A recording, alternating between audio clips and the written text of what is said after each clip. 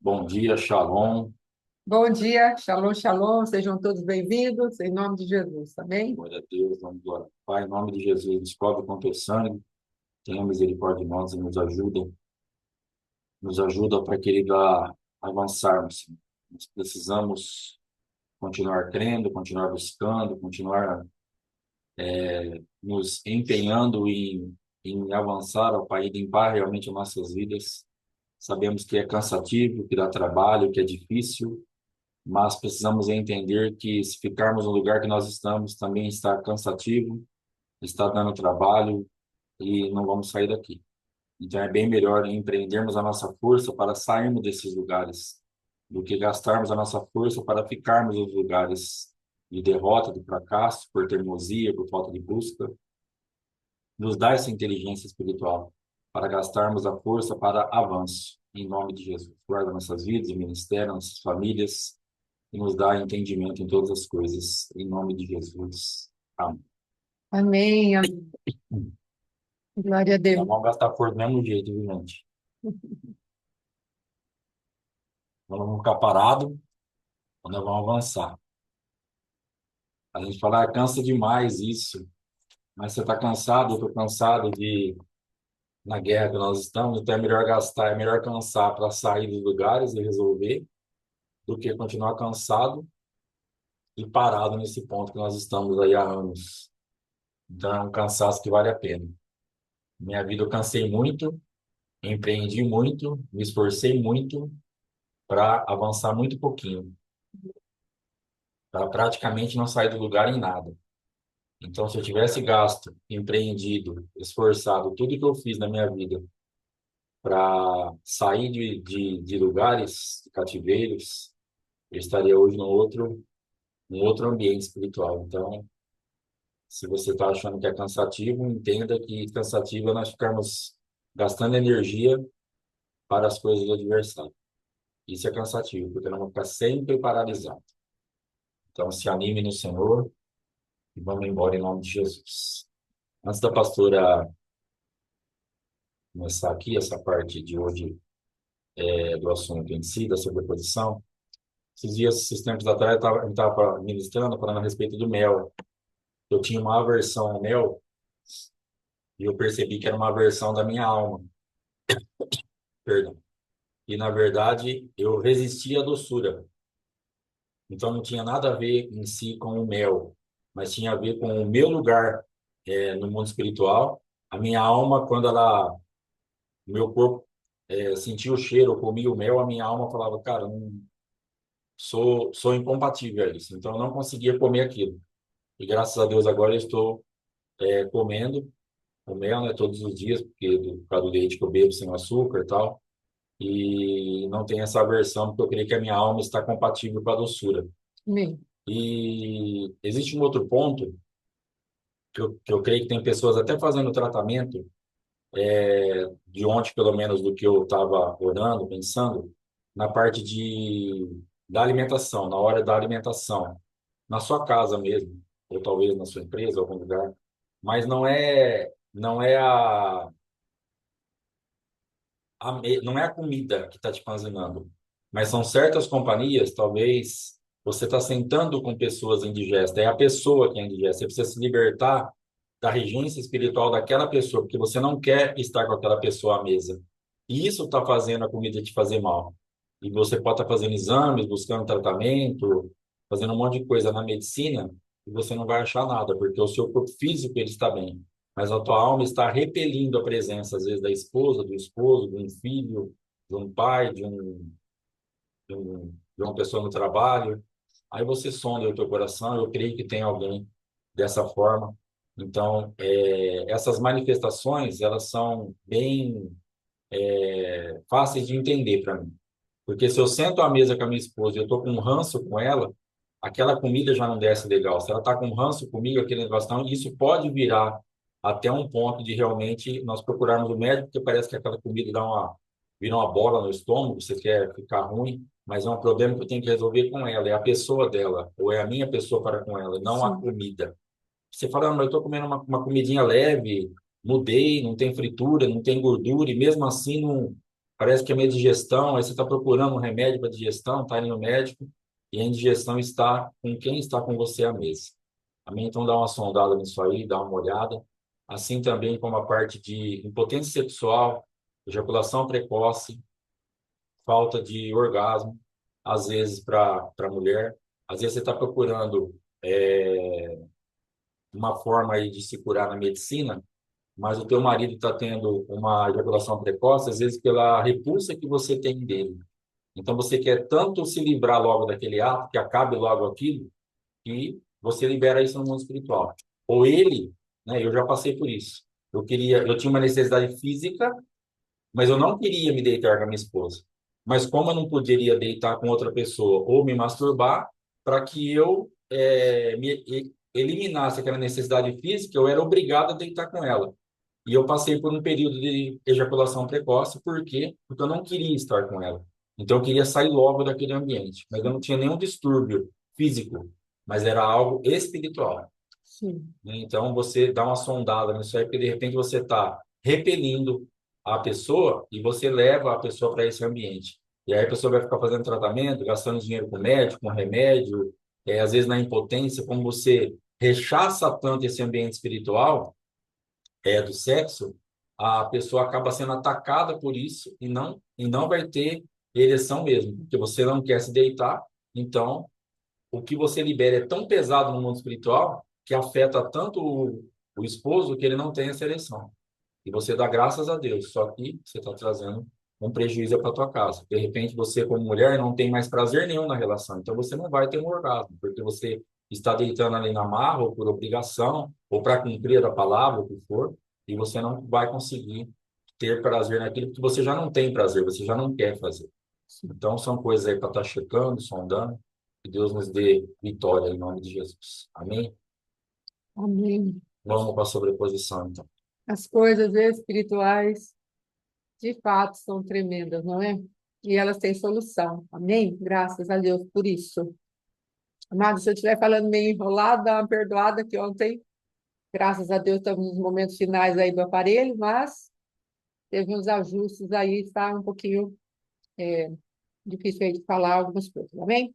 Então, vamos lá. Hoje nós vamos começar o assunto a respeito de Se eu estiver sobreposição. falando meio enrolado, os irmãos perdoam também, que eu já falo enrolado, sem aparelho mesmo. Então, os irmãos vão acostumando a entender o que eu falo também. Que já é meio enrolado, sem aparelho. Vai lá. Então, é, nós estamos tratando a respeito de iniquidades, não é? A iniquidade de alguma coisa, de alguma pessoa dentro de nós. Então, vamos trabalhar debaixo de princípios. O princípio quebrado, ele vai trazer manifestações dentro de nós. Então, é exatamente isso que nós vamos fazer em relação à religiosidade. O que é a religiosidade? É formar algo para nos religar novamente a Deus. É termos uma ideia, é termos uma concepção, é termos um fundamento através do qual nós achamos que vamos nos religar a Deus. Foi exatamente o que Adão fez quando ele caiu com a sua esposa e depois ouviu os passos do Senhor no jardim, ele foi e se escondeu. E o que ele tinha feito? Ele tinha feito folhas de figueira. Então, a religiosidade está pautada nisso, a invenção humana para se cobrir da presença de Deus.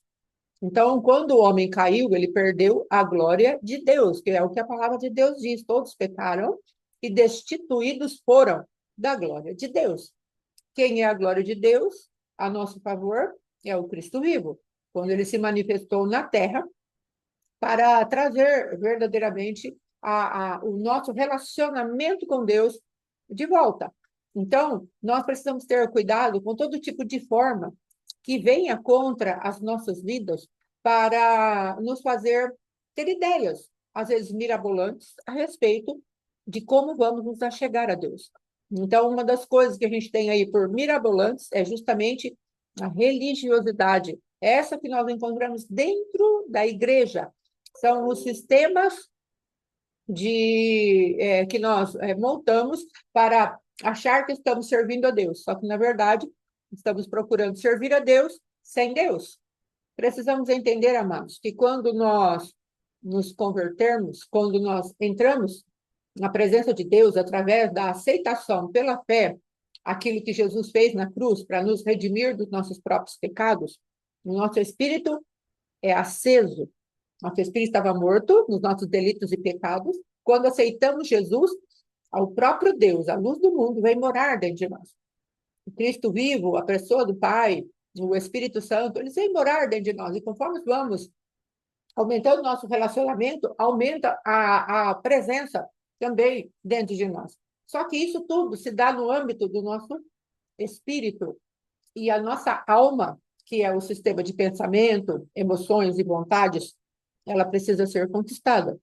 Então, o que acontece? Dentro dessa alma que está cheia de emoções, vontades e pensamentos, no seu mundo ali de raciocínios, imaginações e memória, ela pode resistir a andar com Deus, mesmo depois de ter chegado a luz do Cristo vivo dentro dela.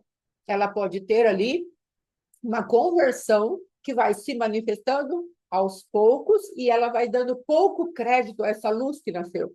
Às vezes por conta do seu geracional, por conta das circunstâncias, porque a própria palavra de Deus fala que cai a semente em vários tipos de terreno. Então, pode vir o sol, pode ter a raiz, pode ter pouca terra, cair, né, no terreno pedregoso, pode cair à beira do caminho, mas pode também cair num lugar onde haverá uma manifestação poderosa, e mesmo assim haverá proporcionalidade na produção dessa semente. Então, amados, que é a parábola do semeador. Então, nós precisamos ter esse entendimento. Às vezes, a nossa alma vai resistir à manifestação do reino de Deus que veio morar no nosso espírito. Então, a religiosidade, ela faz parte dessa resistência. E é disso que nós vamos falar. A nossa religião, a nossa idolatria, o nosso hedonismo, o nosso egocentrismo, a nossa egolatria, dentro da casa do Senhor. O Senhor vem com algumas coisas novas e nós queremos resistir àquilo. E por que é verdadeiramente algo novo? Porque a nossa mentalidade estava acostumada àquilo que o mundo oferecia. Ah, pastora, mas eu fui criada dentro da igreja. Eu tenho uma mentalidade daqueles que foram criados dentro da igreja. Muito bom. Agora vamos olhar o que foi passado para você. Se para você foi passado uma quantidade de leis e princípios sem a vida de Jesus Cristo, nós nos tornamos apenas religiosos. Se você aceitou Jesus e a luz veio morar no seu coração, e nós, por estarmos dentro de um ambiente de religiosidade, não desenvolvemos um relacionamento com ele, nós continuamos sendo religiosos. Só que somos filhos de Deus e caminham na religiosidade. Então, a cultura que nós recebemos, crentes ou não, filhos de Deus ou não, vai nos influenciar muito. Então, nós vemos pessoas que não têm nenhum fervor. O Senhor fala, desenvolvei a vossa salvação com temor e tremor, porque há uma outra maneira de desenvolver a salvação.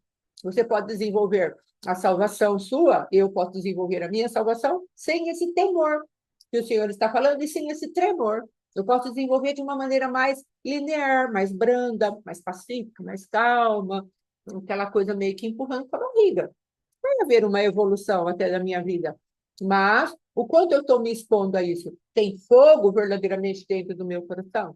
Então, é esse âmbito que nós vamos tratar agora. Nós que já estamos dentro da igreja, como nos comportamos com o Senhor? Qual a importância que nós demos para o Cristo vivo, que como um hóspede veio morar dentro de nós? Nós pegamos aqui o texto de Marta e Maria para saber como que elas se movimentaram diante daqueles que elas hospedaram. Marta, pelo jeito, a dona da casa, ela hospedou na casa dela a Cristo. Mas qual foi o entendimento, qual foi a manifestação dela para receber o Cristo vivo? Então, estamos falando de sobreposição. Então, uma cultura pode nos sobrepor, nos ensinar a pensar diferentemente do homem interior que veio morar dentro de nós e acendeu o Cristo vivo dentro de nós? Pode. A religiosidade pode tomar lugar de governo? ela pode se tornar um roxo na minha vida, como nós falamos a respeito da raiz de amargura, lá de Deuteronômio, se eu não me engano, nós falamos da semana passada. Deixa eu ver aqui, ó. Onde está? Êxodo, não, é esse aqui. Só um minutinho que eu vou achar aqui. É Deuteronômio 29, do 14 a 29, que fala a respeito do amargo e do venenoso. Então, a movimentação de Marta e de Maria pode simplesmente denunciar que existe dentro de nós alguém comandando as nossas vidas para andarmos debaixo de maldição. Tem sim uma outra pessoa dentro de nós se manifestando contrariamente àquilo que o nosso homem interior quer. Você quer o Senhor, você quer as águas cristalinas, você quer o óleo fresco, você quer as vestes limpas, mas existe um sistema se opondo. Amados, há muito tempo atrás, eu estava numa igreja e eu estava em batalha espiritual. E o céu se abriu diante dos meus olhos. E eu estava ali orando, orando, e de repente apareceu um demônio muito feio diante dos meus olhos. E aí eu comecei a orar e falar: você não vai me resistir, eu vou passar. Aí ele na minha frente era como se ele fizesse uma dança. E ele falava assim para mim: não vai comer, não vai comer, não vai comer. E eu sabia que após ele tinha ali uma manifestação de coisas maravilhosas da parte de Deus para mim. E depois, conforme e isso faz muito, muito tempo mesmo. E há quase 5 anos atrás, 4 anos atrás, quando eu fui fazer as primeiras aulas ali com o nosso apóstolo Éder, ele veio um dia e trouxe um entendimento a respeito de um tipo de demônio, e ele colocou aquela manifestação ali. Aí eu lembrei, porque eu tinha essa memória do tipo de demônio que se apresentava meio que dançando na minha frente, falando, não vai comer. Então, o que aconteceu? Eu falei, meu Deus, é esse demônio que se apresentou diante de mim. E sabe qual era o tipo de demônio? Era o farisaísmo, os demônios da religiosidade, manifestados e manipulados por Beelzebub. Então, amados, o quanto de mim alimentou esse tipo de demônio para que eu não desfrutasse. Então, as regências desse demônio vieram para dentro de mim e me sobrepuseram. Por quê? Porque houve um tempo, eu estou falando do meu testemunho, houve um tempo na minha vida, shalom, shalom, querida, seja bem-vinda, que eu tinha algo na igreja que eu estava chamado alvorada. E eu chegava assim na minha casa, eu me lembro uma vez, foi muito, muito marcante para mim, que eu cheguei na minha casa, eu tinha ido ficar uns dias na minha sogra, e lá eu não tinha aquela liberdade de adorar a Deus como eu tinha quando eu ia para esse lugar, orar, que era na minha igreja, orar e ter o meu tempo de comunhão com Deus. E a gente ia para aquela, eu e mais uma irmã, íamos para aquele horário, adorar ao Senhor e chamava Alvorada. A gente pôs esse nome, Alvorada, era 5 da manhã. E eu descia, nesses dias específicos, correndo, correndo. E aí eu me peguei pensando, eu falei, ué, por que eu estou correndo? E o Espírito pôs no meu espírito, você está com saudade de mim. Eu tinha um relacionamento muito puro com o Senhor, um relacionamento de gastar tempo de qualidade com o meu Deus. Eu tinha algo assim muito especial com Deus, que até já contei o testemunho. Eu falei, Senhor, por que o Senhor me deu todo esse ministério? Eu estava satisfeita com a tua presença. Eu não te pedi isso, né? Numa das lives que fizemos a respeito da cura que o Senhor tem feito na minha vida. E aí, a partir disso, eu falei, que bom, então eu estou com saudade do Senhor. E ia para este lugar e ali eu me relacionava com muita intensidade com Deus. E era muito interessante que as pessoas falavam assim, primeiro você entra não sei de que jeito, você entra com adoração, você entra com isso, com aquilo. Eu não fazia nada disso. Eu simplesmente entrava, cumprimentava o meu Deus e guerreava. Fazia as guerras ali daquilo que Deus me dava, fazia toda a intercessão, aquela lista de mercado, aquela coisa tremenda, muitas pessoas, a cidade, o nosso ministério. Aí depois era um tempo assim, tipo assim, fiz a minha tarefa, entre aspas, eclesiástica. Aí ia para um tempo de adoração, de joelho dobrado, de boca no pó. E era tão maravilhoso, e Deus me visitava e contava a respeito do seu próprio coração. E eu invertia, parece. As pessoas falam, adoro, e depois você vai para o serviço. E eu não tinha muito essa linha de envolvimento com Deus. Era um pouquinho diferente e a gente se dava muito bem dessa maneira. O problema foi que eu comecei a ser bombardeada, comecei a ser ferida, comecei a ser machucada e perseguida por conta de que essa manifestação ela começa a te levar para um lugar de luminosidade. E não dá para esconder uma casa edificada, que está em cima do monte. Também não dá para esconder uma candeia embaixo do alqueire. Não dá. Então, a luz do Senhor começou a brilhar na minha vida. E aí começou um tempo de perseguição. Começou um tempo de muita machucadura, um tempo onde havia muita crueldade. E eu comecei a me afastar de Deus, achando que o Senhor não estava cuidando de mim. E me lembro perfeitamente num dia que uma das minhas irmãs, né, uma irmã muito querida, ela chegou e falou para mim: Eu tive um sonho com você. Eu falei: o que você sonhou? Ela falou assim: Eu sonhei que você estava se assentando à mesa com fulano, Beltrano, com esse, com aquele outro. Só que esse lugar onde havia essas várias mesas desses bambambãs que você estava sentada, era uma mesa para lá da igreja. A ceia do Senhor estava para o lado de cá. Você estava na mesa da religiosidade. A mesa onde a presença de Deus estava era do lado de cá do salão. Você estava do lado de lá, na mesa da religiosidade. É disso que nós queremos falar hoje. Onde nós vamos perdendo a presença de Deus por conta de algo que está no nosso coração. Veja bem, quando eu fui pesquisar a respeito de Marta, ela era uma mulher, não é? E as mulheres daquele tempo tinham um estigma de servir os homens. Era o natural daquele momento. Não se fala com certeza, com precisão, o porquê Marta só queria servir, tendo em vista que Maria também era mulher e tomou uma atitude diferente. Mas vamos conjecturar aqui que Marta falou: eu sou mulher, tem muitos homens à casa e eu vou servi-los. Essa vai ser a minha função de hoje. Mas o que aconteceu ali com Marta? Dentro daquilo que era a cultura daquela época, ela se omitiu ou ela se absteve de se assentar ali com Jesus para ouvir a boa parte.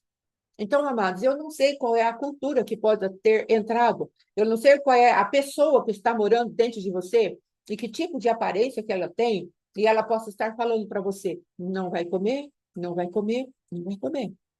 Então, eu não tenho esse entendimento, mas o Senhor tem esse entendimento para você, para que você possa sentenciar essa alma dupla que possa ter nascido dentro de você e agora está resistindo ao relacionamento que você deve ter com Deus vivo, que possa estar se opondo àquilo que Deus tem falado para você. Vem para o quarto, vamos conversar. Vem para o quarto, vamos nos ouvir. Aquiete-se nos meus pés, eu quero falar com você. Pode falar. Para você poder identificar mais facilmente se você está passando por isso, na parte dessa sobreposição, nós estávamos conversando ontem, o que que eu entendo? Todas as vezes, a religião, ela vai se manifestar com a aparência. A religião, ela sempre mostra algo bonito. É uma aparência boa. Então, e a adoração, ela tem essência. Então, como eu sei, pastor, que eu fiquei sobreposta pela religiosidade? Se você se perdeu da essência e está muito na aparência, você está sobreposta em alguma área, em algum momento você ficou sobreposta pela religiosidade. Porque se você pegar todas as passagens aqui de Marta, de Simão lá com a adoradora, em João 9 do cego de nascença, o que que as pessoas faziam? Aparência. Então, nós congregamos numa igreja que tinha uma irmã que, se você estivesse passando lá na calçada, não na calçada da igreja, na outra calçada, ela já trazia uma palavra para você. Ela profetizava em sua vida. Por quê? Ela estava sobreposta pela religiosidade, porque ela precisava daquilo, era um alimento para ela. Eu acho que a gente não foi um culto naquela igreja que aquela irmã não trouxe uma palavra para alguém, como no sentido de profecia mesmo. E o que que nós entendemos depois, né, de mais... Na época eu achava fantástico. Mas depois a gente foi ver, que a gente foi amadurecendo e entendendo que era uma coisa totalmente carnal, porque ela chegou num nível que ela não podia passar um culto sem trazer uma palavra, porque ela estava sobreposta por aquilo. Ela estava já, tinha um rótulo sobre a vida dela, tinha uma aparência. Então, se ela deixasse passar um culto e todo mundo ir embora sem ela trazer uma palavra, uma profecia, o que ela pensava, eu creio, ou o que o diabo fez ela pensar, ou o que ela estava sobreposta. Não quero julgar o coração dela que ela fazia aquilo de propósito, mas era o ambiente espiritual que ela habitava. Qual era a linha de raciocínio que estava estabelecida? O que podem pensar de mim? O que vão achar que eu estou na carne, que eu estou perdida? E de repente Deus não tinha nada para falar aquele dia, mas ela trazia uma palavra, pelo menos para uma pessoa, porque tinha uma marca sobre ela, tinha uma aparência, mas já não tinha essência, religião. Não tinha nada para falar, era só encerrar o culto e ir embora para casa. Mas ela tinha que falar alguma coisa. Ou no começo do culto, ou no meio do culto, ou durante o culto, ou no final do culto, ela pegava alguém para orar e trazia uma profecia. Por quê? Porque ela precisava deixar a mesa dela arrumada, os talheres bem expostos, os pratos, os copos, a comida, para as pessoas saírem falando: olha, a irmã fulana trouxe uma palavra de novo. Que tremendo. Como Deus a usa, religiosa. Na época, logicamente, eu não tinha esse entendimento. Mas hoje, a gente analisando, ela ficou totalmente sobreposta por aquele ambiente, pelo dom. Ela ficou sobreposta pelo dom. Então, o dom era de Deus. Ela era uma profeta. Só que ela ficou sobreposta pelo dom, em que sentido? Se Deus não a usasse, ela mesma se usava. Se Deus não a usasse, ou seja, o dom começou a fazer mal para ela. Porque ela tinha o dom, mas ela dependia de Deus querer usá-lo. Não era como um dom, como orar em línguas, que você ora a hora que você quiser, porque algo é seu, é meu. Posso orar em línguas aqui agora. Tinha uma cultura errada sobre isso também. Orar em línguas é quando tiver uma manifestação na igreja, quando você vira um anjo, e nós entendemos depois que a oração em língua é algo que você pode orar agora aqui sem problema nenhum. E nós tínhamos numa época da nossa vida as pessoas até como carnais, porque nós não estávamos sentindo nada. E como que a pessoa estava orando em línguas? Ela estava querendo aparecer, também por falta de conhecimento. Depois nós fomos entender que a oração em línguas é algo bem mais normal do que mistificavam. Sim. Eu quase me mataram espiritualmente porque me chamaram para ir, nós íamos no monte e dois irmãos chegaram em mim e falaram assim: hoje nós vamos orar por você, para você ser batizado pelo Espírito Santo. Hoje você vai ser batizado pelo Espírito Santo e vai orar em línguas. Eu falei, amém.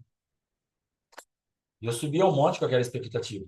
Nós chegamos lá, os irmãos me pegaram lá no lugar para estar orando, e eles começaram a orar por mim e falaram assim para mim: fala assim, ó, glória, glória, glória, glória, glória, e depois vai começar a vir as palavras, você fala.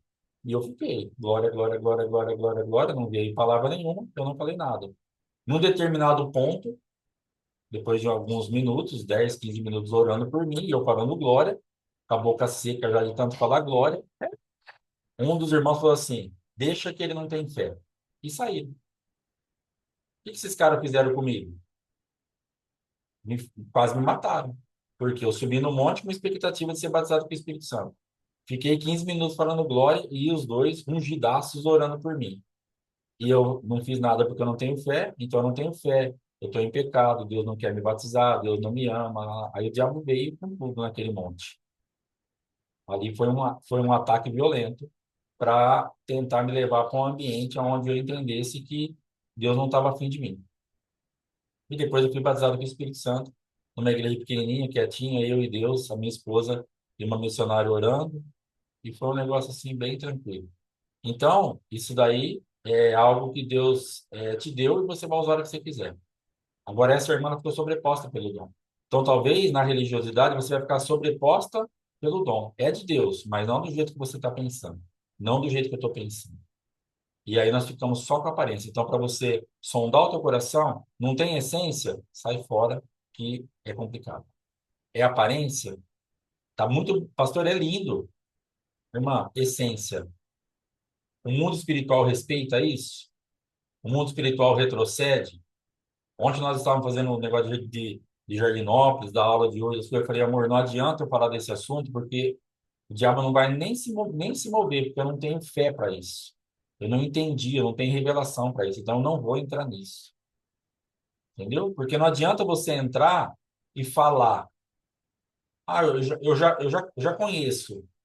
Daí, conhecer você aprende. Eu aprendi algo com um pastor que você aprende a pregar, você aprende a adorar, a louvar, né? Cantar, você aprende a dirigir um culto. Você pode abrir um culto, encerrar um culto, tirar a oferta, pregar, ser tudo religião. Fazer a obra de Deus sem Deus. Deus não está ali, não tem essência. Porque você aprende mecanicamente, você estuda para aquilo, você se acostuma com aquilo, você se acostuma com o linguajar, com o jeito, mas não tem essência. Não tem uns cultos que você vai e volta e fala assim, esquisito, parece que estava vazio o ambiente. Não é que parece, estava. Porque as pessoas aprendem a fazer as coisas. Então as pessoas estavam lá tocando instrumento e cantando. O outro leu a Bíblia e falou. Mas o mundo espiritual não se movimenta, porque tem uma aparência. Então, os instrumentos tocaram bem, não erraram nenhuma nota, não desafinaram, o pastor pregou, está escrito na Bíblia, não falou nenhuma heresia, orou dentro da palavra, está tudo bem, só que a pessoa está no mundo da religiosidade. É só aparência. E é por isso que às vezes você sente essa frieza. Você fala assim, cara, hoje eu não sei. Eu devo estar numa carne violenta, porque pode ser também. Como eu fui no culto uma vez, falei para o meu pastor, hoje eu não pesquei nada. Ele falou, você estava desconectado, porque peixe tinha. Então, pode ser. Mas pode ser também que não tenha peixe mesmo. Você vai lá, está buscando a Deus, mas as pessoas estão se movendo na aparência, na religião. Elas estão sobrepostas pelo dom. Eu tenho que pregar. Eu tenho que fazer o louvor. Eu tenho que tirar a oferta. Então fica sempre uma coisa robótica, mecânica, ritualística. E isso é religião. Estar sobreposto por ela. Amém? Então, amados, aqui um dos conceitos que nós colocamos na apostilinha é ânimo dobre, quer dizer alma dupla, dividida, alma de tribulação, dupla embocadura, ou seja, duas bocas. Então, dentro de mim, pode ter uma boca falando a respeito de Deus e outra boca falando a respeito da religião. Dentro de mim, pode ter duas manifestações de uma alma, como estamos falando, uma alma dupla. Ela é completa. Por isso estamos falando que é uma pessoa que está dentro de nós. É a iniquidade da religião que formou uma pessoa ali dentro. Então, por conta da minha machucadura, nasceu uma pessoa que se manifestava religiosamente. E ela começou a se me opor. Então, a vida que eu tinha em Deus começou a ser sufocada pela aquela alma que foi crescendo por conta da machucadura que eu recebi. Assim como Marta já tinha a cultura, que nós colocamos por conjectura, a cultura de mulher serve, mulher não senta, então mulher prepara a casa, mulher varre, estava ocupada com muitas distrações, muito serviço, falando a hora de sentar à mesa, não vai ter nada pronto para ser Jesus e essas pessoas que vieram com ele, então eu preciso trabalhar. E ela estava se sobrepondo àquilo que a Marta e que a Maria estava fazendo. Então, é exatamente isso que eu estou falando. Às vezes, dentro de nós, há Marta e Maria, e as duas precisam ouvir a Jesus. Só que uma só decide, que é a Maria, decide ouvir Jesus. Só que, de repente, o que acontece? A Marta, que está dentro de você e de mim, que é a boca dupla, é a segunda boca, a dupla embocadura, ela vai e começa a falar. Ela fala, ela pensa, ela age, ela manda, ela governa. E ela fala: sai daí, Maria, o que você está fazendo aí? Não gaste tempo em ficar ouvindo Jesus. Venha trabalhar. Olha quanta gente para atender. Olha quantas pautas você tem que fazer. Olha, você tem que pôr no YouTube. Olha, você tem que gravar no Zoom. Olha, você tem que agendar o atendimento. Olha, você tem que produzir as apostilas. O que você está fazendo aí ouvindo Jesus? Venha, trabalhe. É disso que eu estou falando. Eu estou falando de justamente a Marta tirar a Maria do lugar de adoração ao Senhor, do ouvido. Então, nós temos aqui um ouvido e um serviço. O Senhor vai falar para mim e para você: eu quero que você saia serviço. Eu quero que você se volte para o ouvido. Porque quando você ouve e entra na atmosfera de gastar tempo com aquilo que eu estou falando, eu posso governar a sua vida. Sempre haverá a disputa pelo governo da nossa vida. Ah, pastora, mas isso é a guerra da alma e do espírito? Não, eu estou falando de algo maior que cresceu dentro do teu coração e tomou o governo da tua vida. Nós, como pastores, é como o pastor Alexandre falou. Eu sei trazer uma palavra, eu sei abrir um culto, eu sei ministrar um louvor, mas isso tudo pode ser seco, vazio, porque eu já aprendi. E eu posso fazer a obra para Deus sem o Espírito Santo de Deus. A palavra de Deus diz: sem mim, nada podeis fazer. E por que ele fala isso? Qual é o fundamento em que essa palavra foi escrita e liberada para nós? Sabe qual é o fundamento? O fundamento de uma, como é que fala? De uma videira. É algo que ela tem uma raiz, ou seja, ela tem uma origem e ela tem uma substância correndo dentro dela para que haja os frutos. Então, o que Jesus está falando? Eu sou a videira, vocês são os ramos. Então, se não correr a seiva do Espírito Santo, vocês não podem fazer nada. E nós estamos querendo ser os frutos e os ramos sem nenhuma gota do Espírito Santo. Eu creio que vocês já devem ter lido ali, no livro de João, Jesus falando, me fugiu, no livro de João que fala a respeito da eu não recebo glória que vem dos homens. Então, ou seja, não adianta eu, como uma mulher, uma criatura, uma criação, me apresentar e falar, seja glorificado, Senhor. Eu tenho que falar isso debaixo da potência da minha nova criatura, pelo Espírito de Deus. E às vezes nós estamos na casa do Senhor, glória a Deus, mas no nosso coração, a nossa alma não está envolvida nisso. O que é fazer a obra de Deus de maneira religiosa? É fazer a obra de Deus sem envolvimento de alma. Esse tempo atrás, nós ouvimos uma pessoa falar: eu preciso estar num ambiente onde eu possa liberar algo com a minha alma. Às vezes a minha alma não está envolvida com aquilo, então eu tenho que esperar para liberar a oração. E às vezes nós vamos fazer a obra de Deus e a nossa alma não tem nenhuma conexão com aquilo que estamos fazendo para o Senhor. A alma não foi conquistada para isso. E às vezes nós massacramos tanto a alma, como se fosse algo ruim, como também às vezes massacramos o nosso corpo como algo ruim em si mesmo. Mas a nossa alma é o eleitor do Espírito. A nossa alma precisa ser conquistada, a nossa alma é útil. Se a nossa alma estiver linkada com o Espírito Santo, ela vai manifestar a glória de Deus e o nosso corpo vai junto.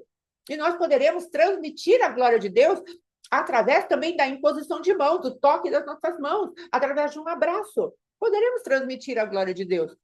Mas se nós estivermos distraídos e ocupados com que o sistema operacional da religião continue fluindo dentro de nós não vamos ter nada, a nossa alma não foi conquistada. Muito pelo contrário, a nossa alma ajudou o adversário a bloquear a força e o poder das muitas águas que estão lá, borbulhando no nosso espírito. Então, é desse tipo de sobreposição que vamos falar por alguns dias, trazendo alguns aspectos dessa boca dupla que fala dentro de nós, a qual, amado, sabe o que vai acontecer? Se você tiver tempo, ou se possível for, se esforce para isso, leia a caminhada, o esfriamento da igreja até cair em Beelzebul, que é a manifestação de Jesus ali nas cartas de Apocalipse. Começa com um esfriamento do amor. Olha, tem um contrato, tem que deixar-te o primeiro amor. Por que eu parei de ter aquele frisson, né? Aquela coisa boa, aquele fogo queimando, correndo para encontrar o meu Deus? Porque eu comecei a apanhar do homem, da religião, daqueles que se levantaram para falar, eu vou matar a adoradora. Ela não vai fazer diferença nesse lugar. Eu vou levantar Marta, eu vou levantar um sistema religioso e vou persegui-la até a morte. Que adoração extravagante é essa? É o que fizeram ali no sistema religioso daquele homem chamado Simão e aquela mulher que jogou seus cabelos e chorou aos pés de Jesus e entendeu que ela tinha necessidade de alguém para perdoá-la e levá-la adiante. O que o sistema religioso fez com a minha vida foi exatamente isso. Se soubesse quem ela era, olha o passado dela. Não está vendo que ela não podia te tocar? Nem profeta você não discerne qual é essa pessoa que está te tocando, Jesus. Ela é uma pecadora. E aquele sistema religioso me esmagou. A partir disso, entrou um sistema religioso diferente dentro de mim. O sistema religioso da autossuficiência. Deixa comigo que eu se viro. Não preciso nem de você, Deus, porque Deus, você falhou comigo. Deus, você me deixou na berlinda para ser devorada por esses lobos ferozes, esses lobos vorazes, esses lobos cheios de apetite. O Senhor não me defendeu em nenhum fiozinho de cabelo. Eles me consumiram inteira. Então, eu sei fazer a tua obra. Não preciso de você. Não era algo da minha consciência plena. Eu sabia que estava raspando o meu relacionamento com Deus, porque eu já não ia mais para as alvoradas, mesmo porque fomos impedidos de ir. Mas eu já não ia mais para as alvoradas, que eu poderia construir o mesmo ambiente na minha casa. Mas eu não construí esse ambiente na minha casa. Eu preferi, aos poucos, fica para lá, Jesus. Você vai deixando Deus. Às vezes vamos deixando Deus, não pela machucadura, mas por um sistema de cobiça, como Salomão o foi. Salomão deixou o sistema de cobiça do seu próprio coração o afastar daquela glória que ele trazia com as suas orações, como a gente vê lá em 2 Crônicas 7:14. O que aconteceu com aquele homem tão fervoroso, que no final da sua carreira, ele está casado com 1.000 mulheres, levantando altares a Camus, a Moloque, a outros tipos de deuses, a Milcom, deus dos Amonitas, dos Moabitas. O que aconteceu com esse homem? Alguma cobiça entrou no coração dele. A cobiça e a carência do meu coração me levou a buscar a aceitação dos homens. Se eles não aceitam, o Jesus que eu tenho não é certo. Eles são espirituais, então eu estou errada. A autorrejeição começou a me reger para longe daquilo que era o meu relacionamento puro com Deus. E a partir disso, eu fui deixando. Se eles estão certos, eu estou errada, porque a espiritual aqui são eles. Então, a espiritual aqui não sou eu, porque não é possível que Deus tenha para os seus filhos um sofrimento tão grande. E eu fui permitindo que dores e feridas se transformassem em alimento que me levassem ao sofrimento. E eu não estava sofrendo ali por amor ao Evangelho. Eu estava sofrendo por amor de mim mesma. Era a minha manifestação de egolatria.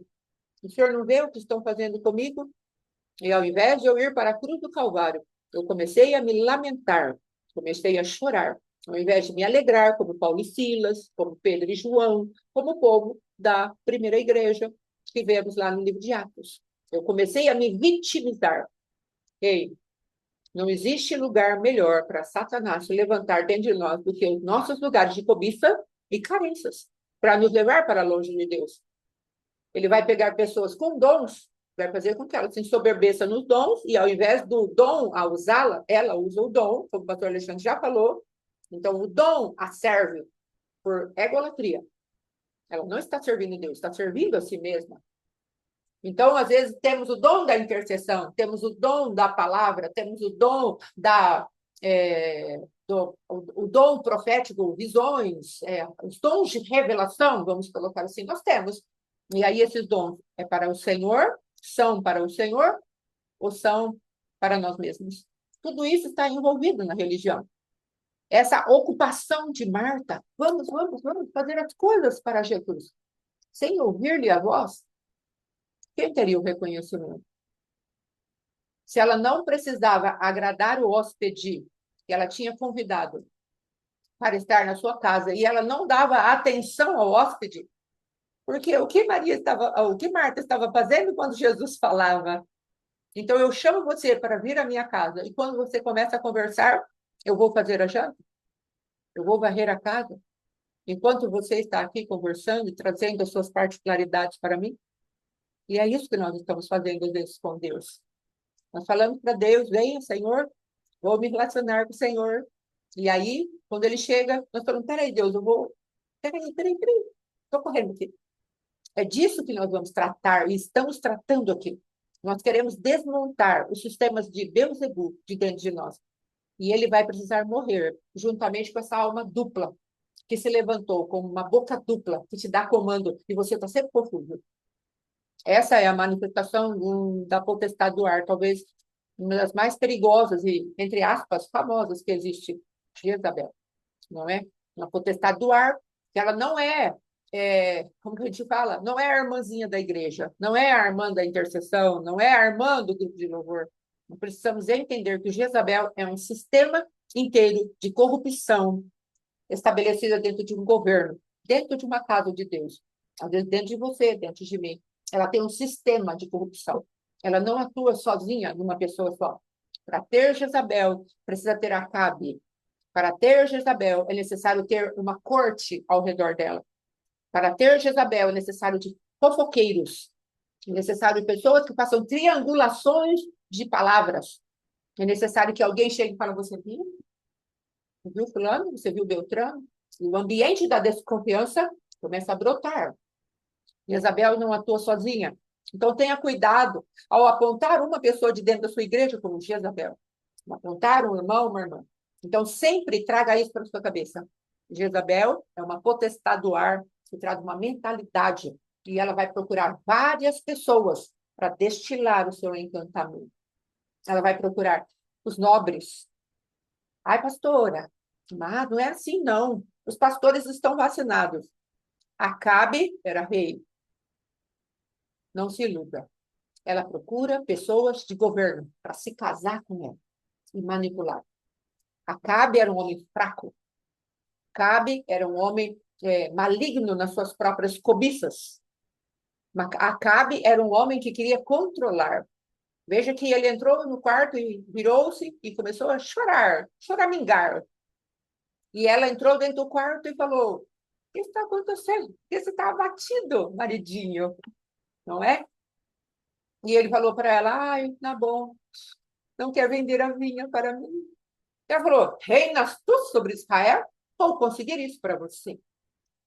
E ela pega o anel de selar, ela pega a aliança, ela pega a autoridade do rei e ela manda executar aqueles que estão sendo submissos ao Senhor e guardando a herança, porque a herança não era para ser vendida. E Nabote estava sendo fiel à palavra de Deus, ao princípio da palavra. Mas ela chamou os nobres. Não foi o membro da igreja, ela chamou os nobres, aqueles que estão em cargos de liderança. Vamos jejuar, porque nós temos uma causa para resolver. Então, nós precisamos ser atentos à movimentação malignas de religiosidade dentro da casa do Senhor. Estamos aqui com muitas pessoas que querem ser libertas e às vezes o sistema de Jezabel está dentro da sua casa. Não é só na igreja, mas está dentro da sua casa. Tem uma triangulação entre teus filhos contra você. Entendemos pessoas já que às vezes a filhinha piquititica. Ela trazia as informações do pai para a mãe para se opor ali, colocar os dois em choque, os dois em guerra, os dois fracos manipulados por uma criança. E a criança, de vez em quando, falava que queria matar a mãe, estava demonizada, infelizmente. Mas isso é um caso extremo. Mas existe uma sutileza do adversário. Não é sempre que ele vai mostrar o seu chifre, o seu rabinho. E ele pode usar triangulações de pessoas que são do alto escalão, com altas patentes, para trazer o seu veneno, para destruir relacionamentos, para trazer lugares de governo.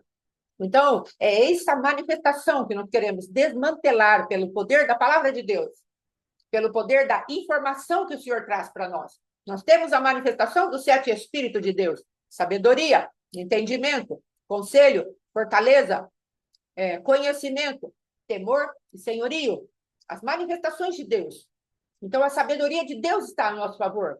O entendimento das coisas espirituais estão a nosso favor. São as menorás do Senhor, as lâmpadas do Senhor acesas sobre nós, para que sejamos uma igreja militante de acordo com a guerra que Jesus está fazendo. Não que nós queremos fazer. Então, a religiosidade ela tem essa propriedade. Vá fazer as coisas sem a luz incidente, poderosa, clareadora, esclarecedora do Espírito Santo de Deus. Você vai fazer aquilo, é para Deus. Não, é para você. Amados, tem o Spurgeon, não sei se é assim que fala, mas tem esse homem. Se você for ler normal, é Spurgeon, né?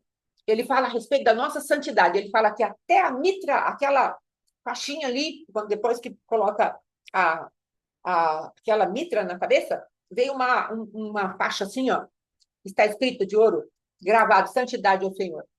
Até isso precisa de muita purificação de Deus, porque às vezes a santidade que estamos buscando é a santidade para nos engrandecermos. Você viu como eu sou santo?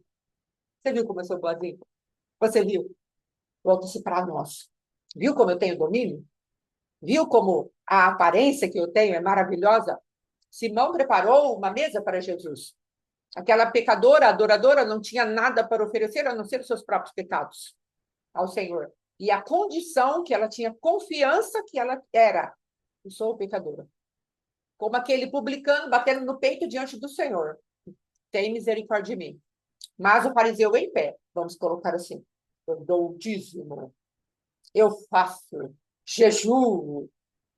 Aí Jesus deve ter olhado no céu e falado, sem mim nada podeis fazer. De onde vem essa jactância? Vem da religiosidade. Então eu queria trazer essas coisas hoje para início. Vamos pegar essa semana, vamos apanhar bastante, amém? Mas seremos disciplinados pelo amor do Pai e eu creio que nós sairemos de lugares terríveis, de estruturas demoníacas que estão nos prendendo em lugares terríveis, da falta de um relacionamento sincero com Deus. Sabe o que Deus quer ouvir? Eu preciso de ti, Senhor. Sabe o que Deus quer ouvir? Fala comigo, Senhor. Sabe o que Deus quer ouvir? Sem ti não quero dar nenhum passo, Senhor. Com o coração quebrantado e contrito, sendo isso verdadeiro. Então vamos nos expor ao Senhor. Sabe, amados, uma das coisas que a religião faz é a comparação. E a comparação é sempre para a perda daquele que está ao nosso redor.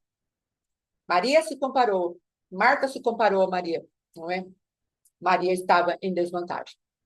Aquele fariseu batendo no peito, não, aquele fariseu se arrogando da sua justiça própria, ele fez com que ele ficasse maior do que o publicano. E assim, se você pegar as passagens, a do cego de nascença, você vai ver que sempre há uma comparação e a religião vence. Aos olhos dos homens, ela sempre vence. A comparação é o pior veneno que podemos usar para o nosso relacionamento. Porque a comparação ela vai trazer ou superioridade, tem essa pessoa, ou ela vai trazer inferioridade. Ah, eu não sou nada. Sabe de onde vêm essas manifestações? Do mesmo orgulho. Mesmo lugar, do orgulho. Porque se você for alguém e sair da inferioridade, você sair dessa inferioridade, a glória vai ser para você. Porque afinal, agora eu sou alguém. Então você vai se tornar orgulhoso. E se você verdadeiramente já acha que você é o bambambam, bam, bam, você também está na casa do orgulho. Então o equilíbrio é sem ti nada posso, sem ti nada sou. Mas o Senhor me fez um pecador redimido, sou teu filho. Isso tem o valor que eu preciso ter. Eu tenho o valor que eu preciso ter, porque tu me deste o valor. E isso me basta. Amém, amados? Vamos ficar com essa palavra, já vá meditando, já vá anotando o que o Espírito Santo for levantando aí no teu coração.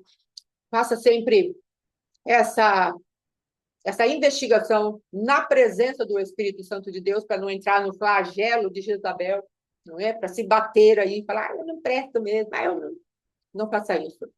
Amém? Em nome de Jesus. João 9 vai falar desse cego de nascença, e esse cego ele dá uma aula de vida no Espírito. Se você quer saber, eu queria viver mais no Espírito, eu queria ter mais essência. Vai aprender com esse cego, que esse cego ele vai ter muita coisa para te ensinar. Então, esse cego ele tem uma visitação do próprio Cristo curando a sua vista. E ele passa a enxergar. Só que ele passa a enxergar fisicamente, mas a perseguição que ele sofre dali para frente é para matar a visão que foi dada para ele espiritualmente. Sim. E nesse cego, então, nós podemos entender que a essência ela vai aniquilar a religião. A aparência de tudo que estava ao redor dele, as argumentações da aparência, que a pastora falou, a religião, ela vai vencer pela comparação, eles foram batendo exatamente nisso. Falou, esse Jesus é pecador. E ele fala assim, se ele é pecador, eu não sei. Eu só sei de uma coisa. Eu era cego e agora eu vejo. Então ele responde com uma essência. E por que ele estava respondendo isso, eu era cego, agora eu vejo? Porque eles mesmos falavam que para alguém ser curado de algo tão, de uma doença tão difícil dessa, a pessoa tinha que ser de Deus. Então ele estava combatendo, falou, vocês mesmos falam que para curar um cego de nascença, que nunca aconteceu, tem que ser Deus. Vocês estão falando que ele é pecador? Então eu não vou entrar nisso, porque eu não conheço ele, mas eu conheço o fruto que está em mim. Se ele é pecador, eu não sei. Mas uma coisa eu sei. Eu era cego e agora eu vejo. E ele põe os caras para pensar. Depois os caras vêm e falam assim: nós conhecemos Moisés. Esse Jesus nós não, nem sabemos quem é. E ele vai de novo e fala assim: é estranho que vocês conheçam Moisés e não conheçam a Jesus, porque eles falam do mesmo lugar espiritual. Se vocês conhecessem Moisés, vocês teriam reconhecido a voz dele. Aleluia. Mas a voz de Jesus fica incompatível para o ouvido do religioso, porque ele já não conhece Moisés também. Ele não conhece, ele só conhece a religião, mas ele não conhece Moisés na essência. E ele então vai quebrando todo o levante dessa religião, dessa aparência, até ser expulso do sistema. Se você colocar, você quer sair da religião, coloca a essência para funcionar. Aleluia. Daqui a pouco o sistema te expulsa. Pastor, eu não quero mais ficar no sistema, não quero mais ficar na religião. Deixa a essência fluir. Já já o sistema vai ter que expurgar você. E você vai encontrar com Jesus lá fora. Jesus, ele faz algo, ele fez a parte dele. E ele deixa ali uma essência para aquele cego que agora está vendo fisicamente, e que Jesus sabia que ele também estava vendo fisicamente, espiritualmente, fazer a parte dele. Jesus não fica ali do lado monitorando ele, se defendendo. A essência defende Jesus. A essência combate a religião e defende o verdadeiro Deus. Perdão. Então Jesus vem, cura ele e vai embora. Quando ele é expulso, Jesus encontra ele lá fora, fala: e aí? E aí eles caminham juntos ali, dali para frente. Mas Jesus não vai ficar do teu lado ali, porque ele crê que aquilo que já tem dentro de nós é suficiente para nós combatermos a religião, quebrarmos esse sistema e sermos expulsos. Eu ouvi uma vez algo que eu creio que é verdade. Dificilmente você vai conseguir mudar um ambiente, um sistema religioso. Você vai conseguir quebrar aquilo. Eu nunca vi acontecer. As pessoas não se curvam. O sistema continua, mas o Senhor te tira daquilo ali. O Senhor dá um jeito de levar você para você fluir dali para frente. Porque os homens, eles já têm uma formação, e eu tinha visto uma vez acontecer isso em Duartina, a pessoa falou, mas ela não cumpriu a palavra. Um líder falou assim: eu vou fazer tal coisa, eu vou entregar a igreja para tal pessoa. Eu falei: cara, faz isso, Deus vai te honrar. Só que ele saiu da minha casa e ele desistiu no meio do caminho. E eu creio que ali estava a chave para aquele pastor ter mudado a rota dele. E dali para frente, ao não fazer isso, a vida dele foi uma derrocada sem fim. Até virar pai de santo, hoje ele é pai de santo e largou da esposa e casou com um homem. Mas eu creio que Deus deu uma chave para ele. Entrega a igreja, senta, vai ser ministrado. Mas ele continuou no sistema. E ele caiu, e caiu, não caiu muito bonito, não. Se é que tem algum tombo bonito. Misericórdia mesmo. Então, é duro você mudar isso. Porque a pessoa ela tem orgulho, ela tem a soberba, ela tem aquele negócio já enraizado. Então, é complicado.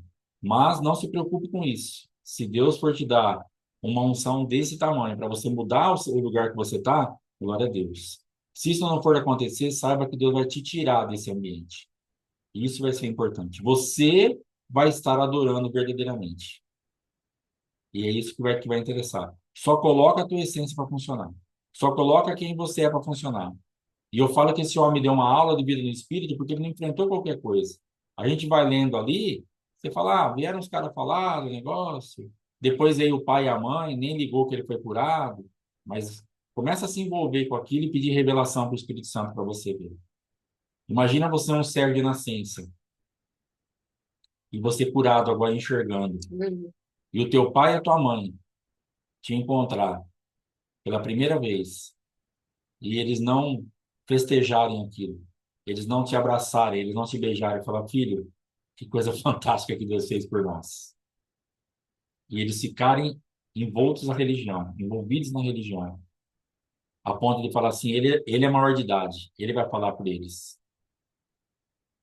Imagina o tamanho que poderia ter sido a machucadura desse homem. Era o pai e a mãe. Sabe o que eu esperaria como cego? Eu fiquei pensando esses tempos atrás sobre isso. o meu pai, o Nelson Georgette, chegasse e falasse assim, e aí, o que que você achou do pai? Agora que você me vê, você só ouvia minha voz, sentia meu toque, eu sou feio, eu sou bonito, a minha aparência te agrada, você é o jeito que você pensava. Eu queria essa conversa com meu pai e com a minha mãe. Mas eles falavam assim, cara, ele é maior de idade, ele se vira. E ele teve que resistir isso, firmemente. Então, o embate dele com as trevas foi pesadíssimo, até ele ser expulso do sistema. Então, se levantarão coisas para te machucar, muito, muito. Não é pouco que vai te machucar, mas fica firme, coloca a essência para funcionar. A essência é responsável por você, porque a essência foi o próprio Cristo que colocou dentro de você, e ela dá a resposta. Aquilo que o ex-cego se manifestava era uma essência que o próprio Cristo tinha posto dentro dele. E a resposta que ele dava vinha dali. A essência o guardava. Cristo estava ali, não fisicamente, mas estava presente em todas as respostas, em todas as movimentações, em tudo que aquele ex-cego estava fazendo, o próprio Cristo, em essência, estava ali, guardando, trazendo resposta, trazendo palavra, trazendo confiança, trazendo fé. A essência, que é o próprio Cristo, que vai colocar em você, vai te respaldar para você resistir até o final. E de alguma forma nós vamos vencer isso, em nome de Jesus. Amém? O Senhor nos guarde até amanhã, em nome de Jesus Cristo. Shalom, bom dia. Shalom, shalom, Ore Deus por nós, que tem abençoe. bastante trabalho hoje. Amanhã temos que mandar a apostila lá para Jardinópolis. Temos um compromisso lá de mandar, então tem bastante coisa para fazer. Amém? Deus Amém. abençoe. Shalom, Shalom. shalom. Deus Valeu. abençoe. Em nome de Jesus.